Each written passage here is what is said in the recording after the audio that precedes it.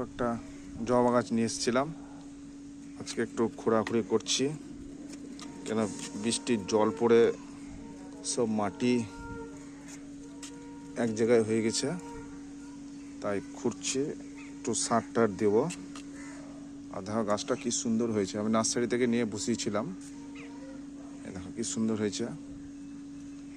আর এইদিকেও একটা হয়েছে, এটার পাতা সব ঝরে গেছে, এটাকেও একটু খুঁড়ে দিই, তাহলে দেখতে ভালো লাগবে আর খুব সুন্দর ফুলও হবে একটু সার ফার দিয়ে। এটাও এরকম হয়ে গেছে, সব পাতা ঝরে গেছে, নতুন করে সব পাতা বেরাবে। এই যে এদিকেও একটা হয়েছে, এটাকে একটু খুঁড়ে দিই। আর সার দিয়েছিলাম, বর্ষায় সব ধুয়ে চলে গেছে।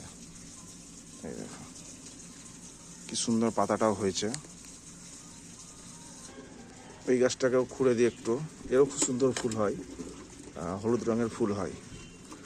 তা তোমাদেরকে ফুল এখন আর হচ্ছে না বর্ষার জন্য, বৃষ্টির জন্য ফুল হচ্ছে না, তোমাদেরকে ফুলটাও দেখাবো কেমন লাগছে।